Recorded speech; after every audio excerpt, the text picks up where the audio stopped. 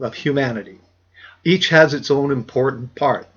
However, the New World Order people want to restrict the whole world to one ownership, one leadership, and that leadership is to have all religions and bow down to the Rothschild banking dynasty. The religion of the world, of the New World Order, will be to worship their king, the Rothschild. Now, that's the living God. See, it's pretty easy to create a living God. All they have to do is to kill all of the paper gods. Now, when I say paper gods, I mean the gods that were created for, like, the Christianity. It's a religion. Let's go with Islam, Muslims, religion. Judaism, a religion. What the Ashkenazis have done with their genetic background being of Khazar, what they've done is stolen the religion of Judaism and the religion of Judaism, and are using it as a wedge to pit the Christians against the Muslims. Now, this stolen religion is not Judaism at all, but instead they have masked and turned it into a thing called Zionism, which is to create a greater Israel, just like Hitler wanted to create a greater Germany. They need more room. They keep on expanding.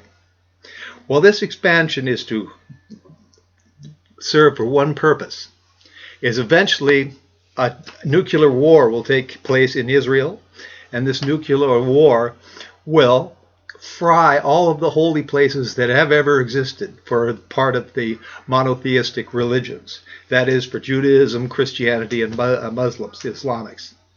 So as soon as that is destroyed, all the holy places are destroyed, there will be a great outrage amongst all people of the world, especially those in the monotheistic religions.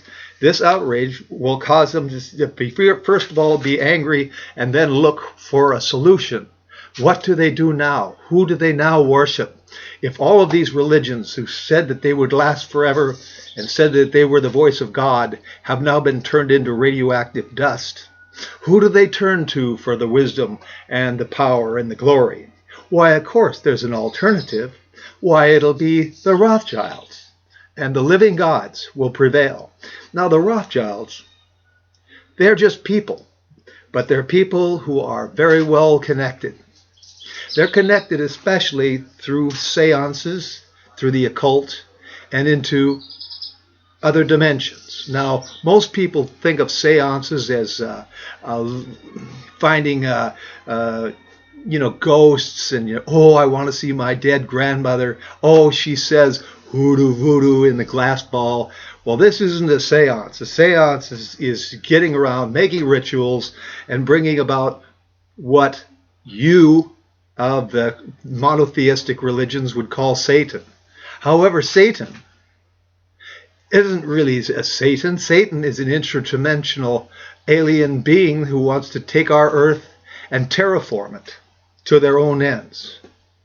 I wouldn't be surprised if all of humanity has been interbred, and also, just as we are going ahead and messing with genes and chromosomes and doing biological changes on living organisms, I believe that they very possibly could have done this to us and made us have a little tiny spark in us, a spark that says, I will covet gold and I will covet silver. This spark right here makes us want to gather this precious thing, to go out and dig into the dirt to find the precious ores and precious gold and silver. Now, this gold and silver, is that what is good for us? Can we eat it? No.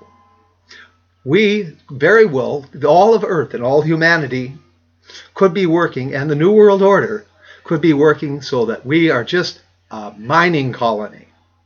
We have been bioengineered to want to extract wealth from the ground and deposit it into nice little repositories called banks.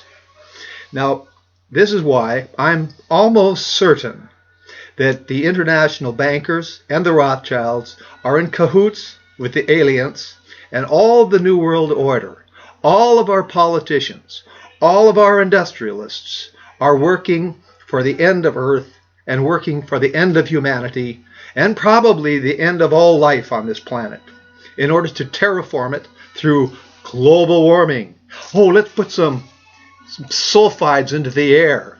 Oh, let's put some iron ore into the sea. This is the kind of creature that we're up against. We're up against an alien species taking over our planet. And this is what I wanted to warn you about and get you to think about.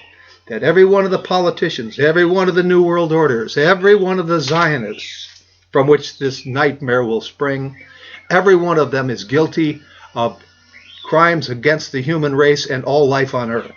And I hope people can understand the depth and the suffering that they have caused. With that little message, I bid you farewell today. Bye-bye.